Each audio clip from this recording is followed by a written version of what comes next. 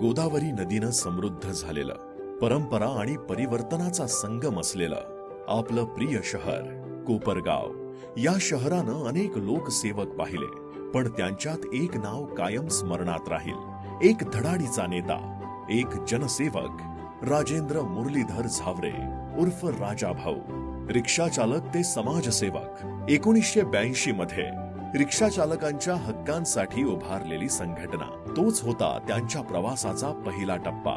1985 मध्ये शिवसेनेत प्रवेश, समस्यांविरुद्ध संघर्ष, रस्ते, पाणी, वाहतूक, नागरिकांचे हक्क. राजा भाऊ नेहमी आघाडीवर. 1992 मध्ये स्थापन झालेली ऑटो रिक्षा पतसंस्था रिक्षा चालकांच्या उन्नतीचा पाया. 1992 साली ऑटो रिक्षा पतसंस्थेची स्थापना करताना उद्दिष्ट एकच होतं, कोपरगाव तालुक्यातील आणि परिसरातील रिक्षा चालक बांधवांना आर्थिक बळ देणे.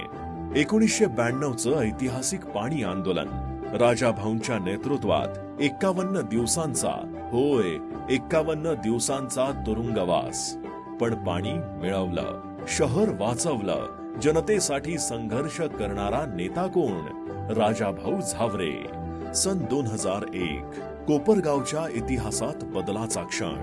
हिंदू हृदय सम्राट, शिवसेना प्रमुख श्री बाळासाहेब ठाकरे यांच्या कृपा आशीर्वादानं, तसेच माननीय श्री सूर्यभान पाटील वहाडणे, माननीय श्री बाळासाहेब विखे पाटील, लोकनेते श्री नामदेवरावजी अण्णा परजणे पाटील, माननीय नामदार श्री नास फरांदे, माननीय श्री भीमराव बडदे आणि शिवसेना नेते श्री रावसाहेब सोनवणे यांच्या विशेष सहकार्यानं सन 2001 मध्ये राजेंद्र मुरलीधर झावरे म्हणजेच राजा भाऊ पहिला थेट लोकनियुक्त नगराध्यक्ष आणि जनतेनं निवडले राजा भाऊ झावरे.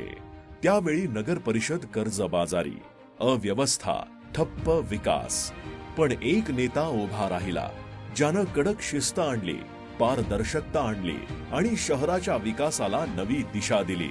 कोपरगावचा दशकानुदशके न सुटलेला पाणी प्रश्न राजा भाऊंनी निर्णायकपणे सोडवला. येवला नगर परिषदेकडील तलाव कोपरगावसाठी पाणी वापरासाठी मिळवून आणला. नवीन क्लोरिंग प्लांट, 1 दिवसाआड स्वच्छ पाणी, सेप्टिक टँक सक्शन पंप गाडी, ही सर्व कामे जनतेच्या जीवनाशी थेट जोडलेली. 2001 मध्ये शक्य झालं, तर आज का नाही? विचार करा. छत्रपती शिवाजी महाराज, धर्मवीर छत्रपती संभाजी महाराज, डॉक्टर बाबासाहेब आंबेडकर, लोकशाहीर अण्णाभाऊ साठे या महान विभूतींच्या पूर्णाकृती स्मारकांनी कोपरगावचा इतिहास अधिक भव्य झाला. जिजाऊ उद्यान, स्वातंत्र्यवीर सावरकर उद्यान, छत्रपती शिवाजी नगर उद्यान, एकापेक्षा एक सुंदर प्रकल्प. विस्थापितांना स्थिर करण्यासाठी संत ज्ञानेश्वर, तुकाराम आणि छत्रपती शिवाजी महाराज व्यापारी संकुले, टिळकनगर खोका शॉप, पंडित जवाहरलाल नेहरू व्यापारी संकुल, भाजी मार्केट, व्यावसायिकांसाठी सुरक्षितता आणि प्रतिष्ठा, राष्ट्रसंत मौनगिरी महाराज सेतू, गोदावरीवरील पूल, भुयारी गटार प्रकल्प, अग्निशामक गाडी, घंटा गाडी, कचऱ्यापासून सेंद्रिय खत, नवीन कत्तलखाना आणि कचरा डेपो आणि मुस्लिम बांधवांसाठी स्वतंत्र कब्रस्तान. संत ज्ञानेश्वर इंग्लिश मीडियम स्कूलची स्थापना 2004 साली केली व गोरगरीब मुलांसाठी परवडणाऱ्या फी मध्ये इंग्लिश माध्यमातील गुणवत्तापूर्ण शिक्षण आजही तिथे दिले जाते. स्वर्गीय मीनाताई ठाकरे गृहनिर्माण संस्था, मातोश्री नगर, रिक्षा चालक, मजूर, नोकरदार आणि अति गोर गरिबांसाठी कमी किमतीत घरे उपलब्ध करण्याची योजना.